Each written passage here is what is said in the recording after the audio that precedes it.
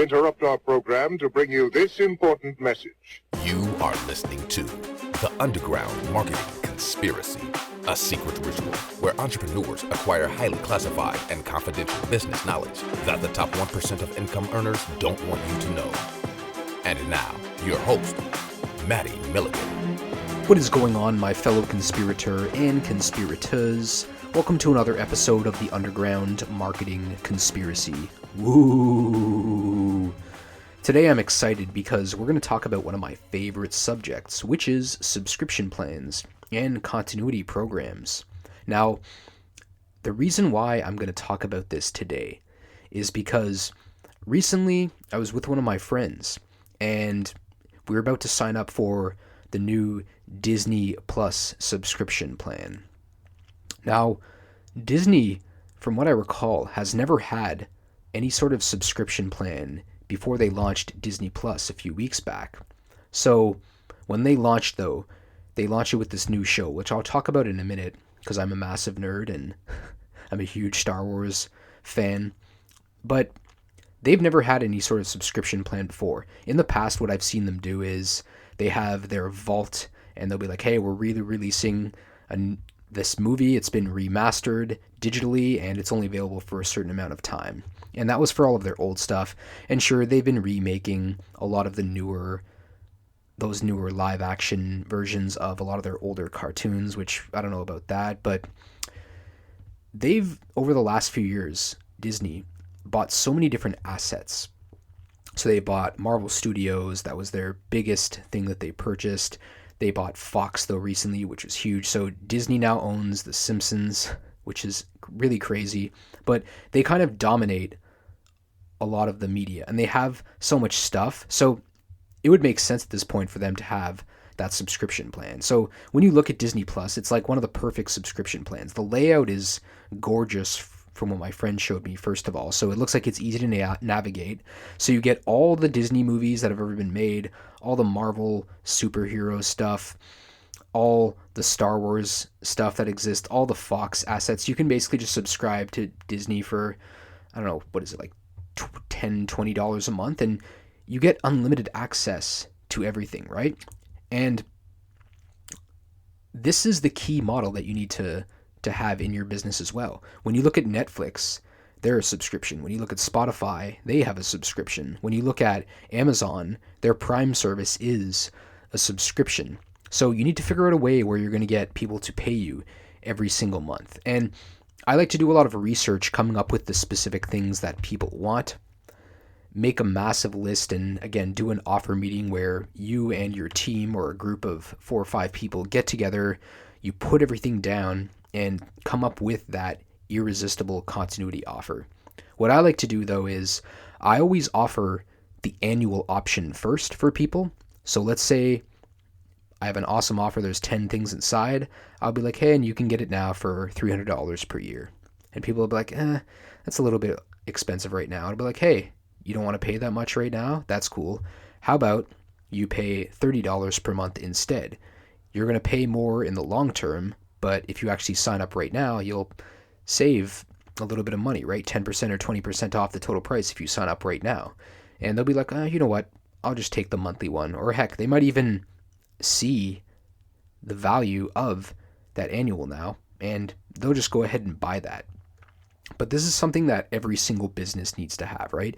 If you sell physical products, you need to figure out a way to get people to be giving you money automatically every single month. And sure, there's going to be people that are going to drop off of your subscription plan. This is inevitable, and it's something called churn, where people only have a certain lifespan of a few months in some cases. But if it's a great continuity plan, heck, people might stay on forever. Now, one way you can use this in a very unethical way is like the big mobile companies use, right? Like Rogers and Bell here in Canada, where they're really the only options. And what they do is it's like, hey, here's your free phone, and then you're signing this contract for the next 2 years, and you're basically just paying every single month. And then from there, they try and sell you internet services, they try and sell you TV services, they try and upsell you all sorts of things, right? But their main model is, again, they want to have you on a subscription plan and not just one, but two or three or four. And generally, there's two types of people when it comes to subscription plans. There's people like me who want to be on them as little as possible. But then there's those people who love subscription plans. And they'll buy one, they'll buy two, they'll buy three from the same company, right? They'll buy the $10 one, the $50 one, the $500 one. And as long as it has value and it makes sense and they can justify the purchase logically and it tickles their fancy in an emotional way and has lots of value for them, then yeah, they're going to sign up for it if it's a no-brainer deal for that person. This, again, as I always talk about, is where you need to understand who the person is that's buying your stuff, right? Who your buyer persona is, what your ideal dream customer and avatar looks like, and you need to work in different products that really solve a lot of their problems, overcome their objections, break a lot of their false beliefs, have those as the bonuses. This is so easy with information products because you can just include all sorts of audio or video files and you can go out and create those and include those separately. With physical products, one of the quickest things you can do is, if you're selling t-shirts, for example, just give them the option to get into some sort of t-shirt club where they pay annual or they can pay monthly to get an awesome t-shirt every month, right? This is where, again, having your niche is very important. If I was, for example, in the dog niche, I would make sure I'm creating t-shirts that are dog themed. And then again, be like, hey, you like this first dog shirt, why don't you get one every single month for $400 right now? And if they say no, downsell them the other option, right? And if they say yes, then later on, try and sell them into some sort of other continuity program that's in the dog niche, right? I've seen a few people where they're just selling physical products and like, oh, and they've argued with me over this where I'm like, yeah, you need to include some sort of subscription plan. I'm like, well, you know what? I would, but like I'm in the service-based business where it's a one-time fee. That for me, it's like, okay, there has to be something where you can do an ongoing consulting with them. You can do an ongoing like security check for them, an audit of all their stuff, like something where they're just paying you every single month on an ongoing basis. And this is where it helps, I think, to sit down with a copywriter in most cases, because they're not only good at writing copy, but they usually have very good ideas when it comes to subscription plans and really crafting that gorgeous, perfect offer, right? So this is something I do with my clients where, again, we have that session, we sit down, we throw everything down, and then we come up with the core elements of that offer. And then we test it out, see if people buy it. And then if they don't, then we go back to the drawing board, tweak it again. But again, it needs to be something irresistible for people. One of the models I also like is like dollar trial that leads to a monthly fee of between $50 and $100. It's a good way to just get people to try it out. It's like the ultimate subscription plan is the Spotify one, where it was like $1 for 90 days and then $10 per month after. Like that's an absolutely irresistible offer for anyone, and I can see why Spotify has been so successful. But what you might want to do is offer that $1, but also just offer them the option to just start paying right away, or you could even do a free trial. I know the majority of software companies do some sort of free trial, usually 14 to 30 days, where it's like, hey, try out this software for free, and then if you like it, then we'll bill you whatever after that. And the reason why is for businesses specifically that use your software, once they go and input all that information into the system, they're not going to want to spend that time again transferring it somewhere else. Like once they get started, they have that pride of ownership. It's something they've invested some time into doing, so they're very likely to just stick with it. Sometimes though, people will see it, they'll be like, oh, I'm not using this tool whatsoever, so cancel it, right? And when you have your subscription plans, I think it's important that when people do sign up, have your team call them or call them yourself, because this is going to prevent a lot of that churn in the long term in your business, right? And you can ask them, like, why'd you buy this? What other things do you buy? Like, is this for you? Is this for someone else? Do you have any other friends that like to buy this stuff? What do they buy? And find out more about your buyer, right? When you have them on that phone, and they're going to show like, wow, this person actually cares. Then when you make them future offers and you send them content, they're going to be very engaged with you. They're going to be looking forward to receiving your emails and receiving those communications from you because, again, you've listened to what they said.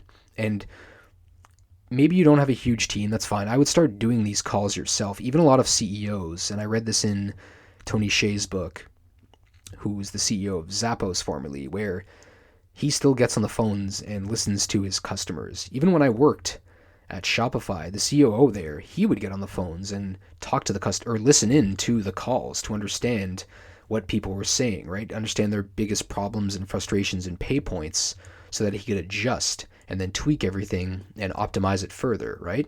So every single business, though, needs some sort of subscription, right? If you don't have that money coming in consistently every month, you'll just be always looking for new customers, right?